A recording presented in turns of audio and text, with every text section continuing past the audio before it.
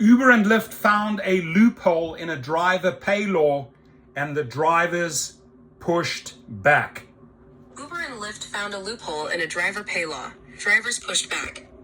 This article is by Lola Fadulu and read by an automated voice. Thanks, Lola. Thanks, automated voice. New York City was the first place in the United States to mandate minimum pay rates for drivers for companies like Uber and Lyft.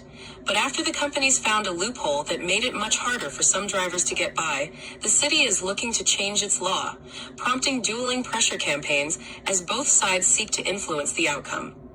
Earlier this year, the two companies began imposing what came to be known as lockouts, which prevented drivers from signing into the applications during certain periods. The companies said the city's minimum pay law, which takes into account how much of drivers' working time is spent transporting passengers, had forced their hands.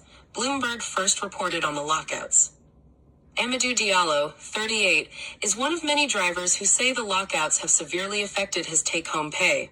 Mr. Diallo, who has been driving full-time for Uber and Lyft for 4 years, said he used to make up to $350 on a given weekend day before expenses, but is now making less than $200 during such shifts because of the lockouts. Uber stopped locking out drivers in September, 2 months after reaching a temporary agreement with the city, but has since begun a push to lower drivers' pay. Lyft has continued the lockouts, and Mr. Diallo has felt the financial impact.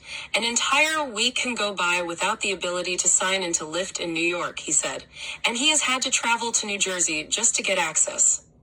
I have to reduce so many things, Mr. Diallo said, adding that he can no longer afford to live alone and had to move in with roommates in Flatbush, Brooklyn.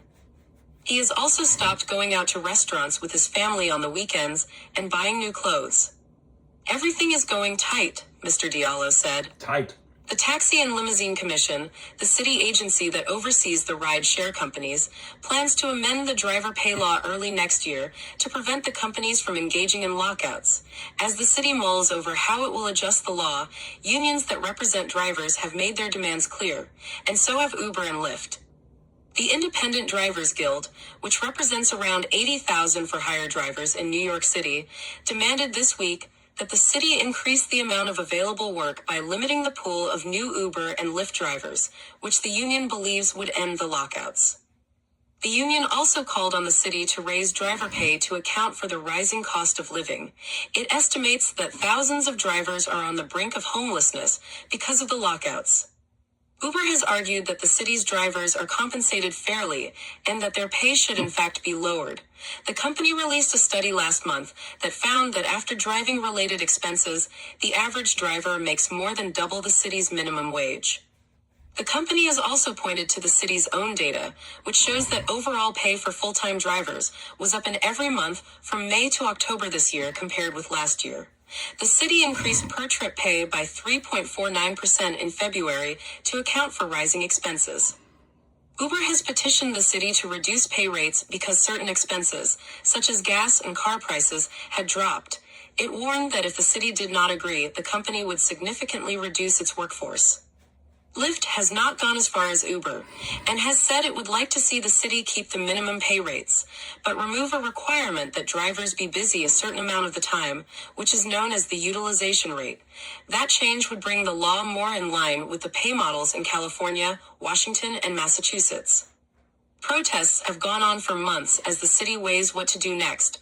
Most recently, on Wednesday, the Independent Drivers Guild organized a caravan of drivers to demonstrate outside the Taxi and Limousine Commission office in Queens.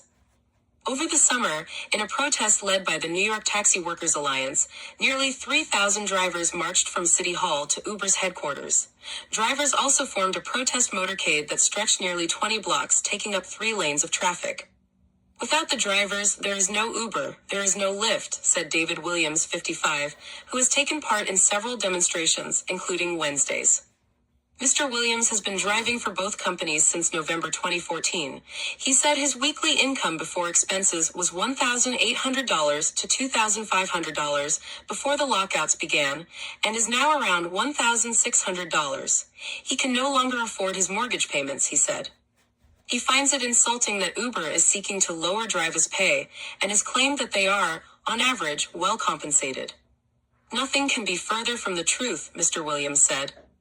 The city created its driver pay law, which went into effect in 2019 after finding that 85% of drivers for ride-hailing apps were making less than minimum wage. The law established a minimum amount that drivers could expect to earn from each ride, based on a formula that involved the distance of the trip, the time it took, and the percentage of overall driving time spent with passengers. The last factor is known as the utilization rate. The formula for 2024 dictates that drivers need to have a passenger more than 53% of the time they are working. If, at the end of the year, the city finds that drivers are not meeting that benchmark, the utilization rate for the following year will be lowered accordingly.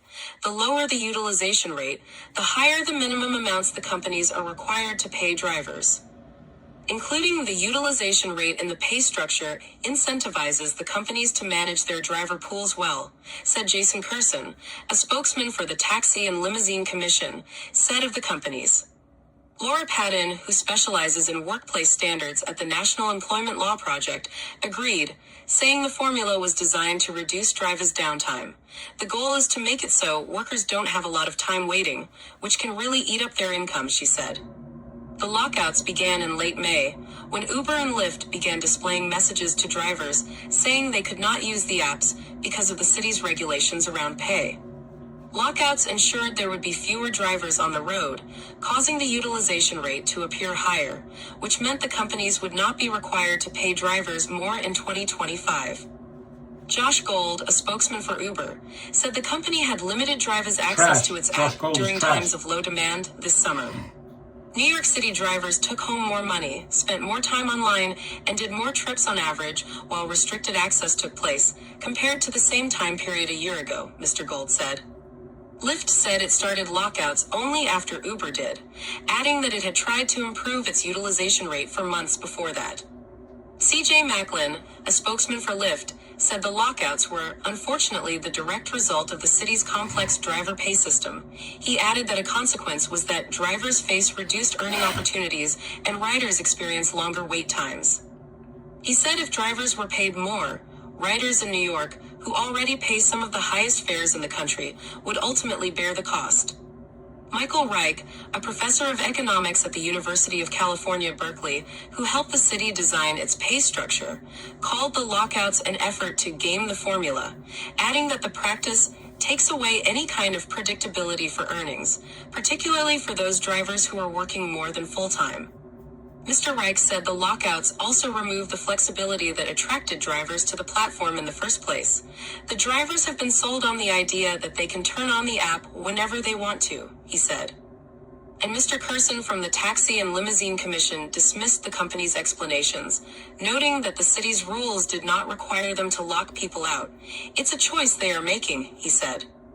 That choice seems to have changed the lives of thousands of drivers in the city. In a survey of more than 5,000 drivers conducted by the Independent Drivers Guild, 67% of respondents reported having lost income of $5,000 or more from late May to early December, and nearly 90% said they had struggled to pay their bills because of the lockouts. Brendan Sexton, the union's president, said the temporary agreement the city reached with Uber and Lyft in July to phase out lockouts was a step in the right direction. But he added, there needs to be a long-term solution to make sure that drivers get the right pay, that they're treated with dignity. Ibrahim Zor, 61, started driving for the apps in 2017 after quitting his job with the city's Access a Ride paratransit service, where he made $12 an hour as a driver. He said when he joined Uber in 2017, he made between $2,500 and $3,000 a week, working 12 to 15-hour days. But as more drivers joined the apps, his pay started to go down. And when the lockouts began, he said, it declined sharply. In October, for instance, Mr. Zor said he made around $700 on average each week. I feel like I've been deceived by Uber and Lyft, he said. He said it has been difficult to find other work to supplement his income because of his age. He has been unable to pay his $2,000 rent in the Brownsville area of Brooklyn, and said his landlord planned to take him to court for eviction proceedings in February. What they are doing is just creating poor people, he said of the companies. My credit is totally ruined. My bank account is empty. I have no money and I'm getting a collection call every day. Frank Haley, 46, who has driven for Uber and Lyft since 2016, said he had not been able to get rides through Lyft for the last couple of months. He has depleted much of his savings. There is no income, there's no money to be made, Mr. Haley said. This is going to force a lot of drivers out of the industry. So I'm telling you, look up Josh Gould. Look him up, right? One of the evil people behind this whole scheme in New York. New York drivers, you need to make posters of this guy, right? Out him in the media. His name is Josh Gould. And what you're doing there, like the New York Times says, you're pushing back. You're pushing back. You are making noise. And keep on beating the drums, my friends. Do not give up, New York. I'm trying to find this.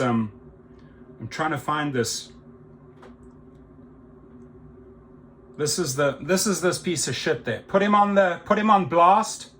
Put him on the posters in New York. This is the man, together with the executives at Uber, causing a lot of pain and suffering, causing people to lose their mortgages, their homes, their apartments. These are the type of people that want to keep you under minimum wage. Right? Look at him well. Josh Gould, Uber Senior Director. There he is. Put this trash on blast. Put him on the posters on your next protest. This is how you need to start exercising the pressure. You need to start showing New Yorkers who's behind this. This is one of the scumbags that is behind it. So drivers, muscle up. Show your clout. Show your power. And keep on pushing back. We are proud of you. We are behind you. We support you.